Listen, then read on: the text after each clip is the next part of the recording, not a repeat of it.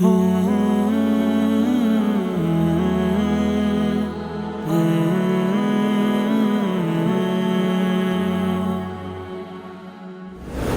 لله وحده ونصر عبدا وكثر جندا وهزم الأحزاب وحده، والصلاة والسلام على أشرف الأنبياء والمرسلين محمد وآله وأصحابه أجمعين. بدير تير درس کې مونږه تعریب د تجوید کلیو او موضوع د علم التجوید بیان کلیو او غرض د علم التجوید بیان کلیو. په نن درس کې مونږ بیانو حکم د تجوید. حکم د تجوید چې دی دا په دوه قسمه دی. یو ته ویل کېږي تجویدی عملی او بل ته ویل کېږي تجویدی علمی. تجویدی عملی معنا یعنی قرآن کریم صحیح لوستل، او تجویدی علمی معنا دا قواعد ازده کول.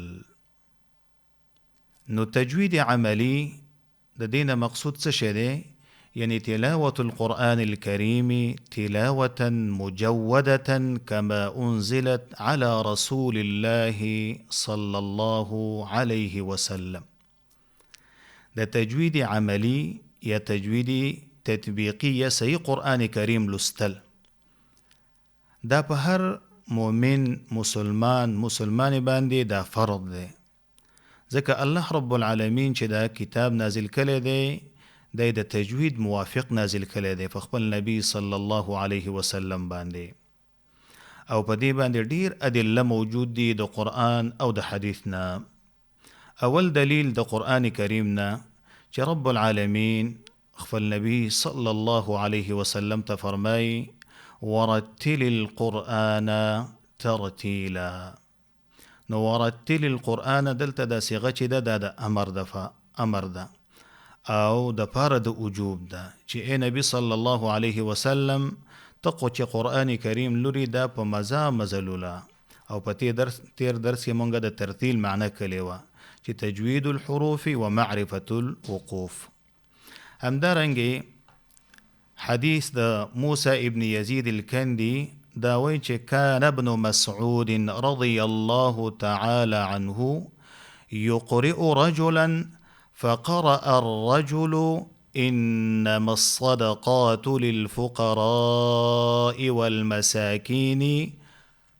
یعنی دا آیت کریمه یو کس لسته ابن مسعود رضی الله تعالی عنه ته، خو دې کس په دې للفقراء کې قصر وکړ، یعنی مدې پکې ونه که. نو عبدالله ابن مسعود رضی الله تعالی عنه ورته وفرمایل ما هكذا أقرأنيها رسول الله صلى الله عليه وسلم. یعنی داسې قرآن کریم نبی کریم صلی الله علیه وسلم نه دی لوستلی. نو فقال الرجل، نو دی سړي ویلي یا ابا عبد الرحمن، ای ابا عبد الرحمن چې دا کونیه د عبدالله ابن مسعود رضی الله تعالی عنه ده چې نبی کریم صلی الله علیه وسلم څنګه لوستلی دی.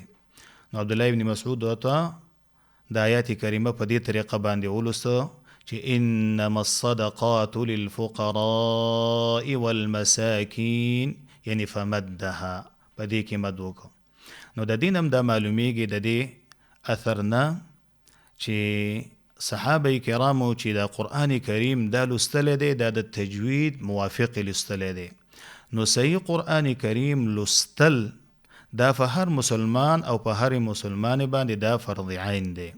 او بل اجماع د امت د په دې باندې چې هر انسان چې د الله رب العالمین کتاب لولي، که هغه قاری که غیر قاری، که نارینه که زنانه، د زمانې د نبی کریم صلی الله علیه وسلم نه تر دې وخته پورې اس یو لوستونکي د قرآن کریم د پاره دا جایز نه ده چې دا قرآن کریم لوري بغیر د تجوید نه، باید چې دا کوشش وکړي، مهنت وکړي، قرآن کریم په هغه کیفیت باندې ولولي چې څنګه رب العالمین نازل کړی دی.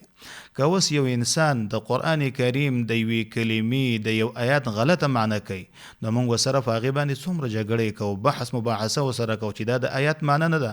او که یو لفظ غلط وکړي، غلط ووایي، او د تجوید خیال نه ساتي، موږ په هغې باندې هېڅ باک او هېڅ پروا نه کوو چې څنګه د قرآن کریم معنا پیژندل ضروري دي. عزتمندو دقه رنګې د قرآن کریم صحیح تلفظ کول، صحیح لوستل دا په هر مسلمان باندې فرض دي. د دې وجه نه امام ابن الجزري رحمه الله فرمایي چې والاخذ بالتجوید حتم لازم من لم يجود القرآن آثم. یعنی قرآن کریم دا په تجوید سره لوستل دا ضروری عمل دی، او څوک چې موافق د تجوید باندې قرآن نه لولي دا ګناهګار دی، ځکه الله رب العالمین په دې تجوید سره دا قرآن نازل کړی دی او همدغه رنګ موږ ته را رسېدلی دی. او بل تجوید نظری یعنی علمی.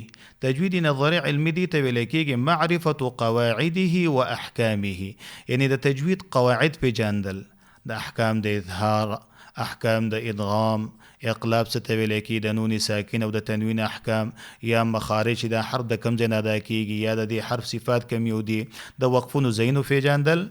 نو علما فرمایي چې د دې حکم چې دی دا فرض کفایي دی، چې په علاقه کې یو کس دو کسانو دغه علم د تجوید زده کړي د نور ټولو نه حکم به ساقطېږي. نو خلاصه د خبرې دا شوه چې حکم د تجوید دو اړخه لري، یو صحیح قرآن کریم لوستل، دا به په هر مسلمان باندې فرض دی چې د الله رب العالمین کتاب صحیح ولولي، او بل قواعد زده کول او په دا علم زده کول دا به فرض کفایي دي. سبحانك اللهم وبحمدك أشهد أن لا إله إلا أنت أستغفرك وأتوب إليك.